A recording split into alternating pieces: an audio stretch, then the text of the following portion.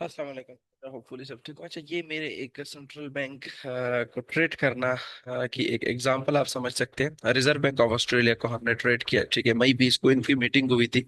और हमने इस पे यहाँ पे आप डिस्कॉर्ड में देख सकते हैं, ठीक है।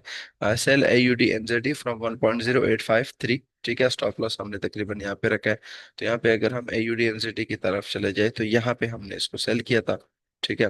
यहाँ पे हमारा सेल था और स्टॉप लॉस तकरीबन इस जो रेजिस्टेंस है इसके थोड़ा सा ऊपर है, और ये फ्रेश तकरीबन हाई भी है। तो इसके ऊपर हमने रखा था। थोड़ा सा ये स्विंग ट्रेड है, तो इस वजह से जो स्टॉप लॉस है और वो थोड़ा सा बड़ा है, क्योंकि स्विंग ट्रेड में आपको पता है स्टॉप लॉस बड़ा आता है। तो यहाँ से हमने इसको सेल किया था AUD NZD को, ठीक है। और इसने जो टारगेट है वो तकरीबन हिट किया। अब इसकी रीजन क्या है, रीजन मैं समझाता हूँ। यहाँ पे आप देख ले, GDP ग्रोथ इन्होंने कहा है कि 1.8%, लेकिन पिछले दफा इन्होंने क्या कहा था कि GDP 2% आ सकता है। जून 2026 में इन्होंने कहा था 2.3% आ सकते हैं, लेकिन अभी क्या कह रहे हैं, 2.2%। इसका मतलब है कि ऑस्ट्रेलिया में GDP भी खराब हो रही है, ऑस्ट्रेलिया में जो ग्रोथ है वो भी खराब हो रहा है। तो इसकी वजह से करेंसी क्या होगी, डाउन जाएगी, क्योंकि वाकई इकोनॉमी खराब हो रही है, इकोनॉमी जो है वो सफर हो रही है, ठीक है।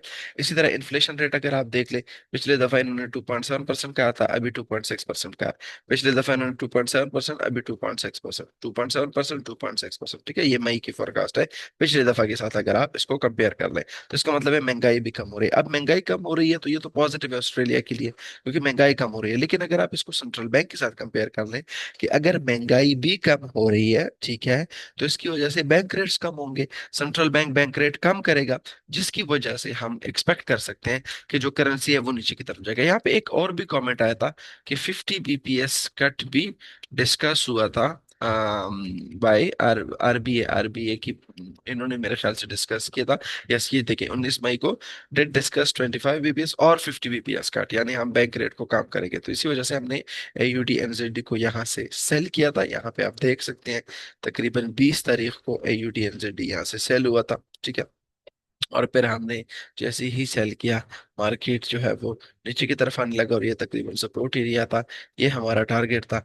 यहाँ पे मार्केट हिट करके क्लोज हुआ। अब इसकी बस यही रीजन है, सिंपल। टेक्निकली कुछ खास रीजन नहीं है। टेक्निकली सिंपल यही है कि आप इस तरह कर ले कि प्रॉफिट आप कहाँ पे बुक कर सकते हैं। फॉर एग्जांपल इस सपोर्ट में आप बुक कर सकते हैं।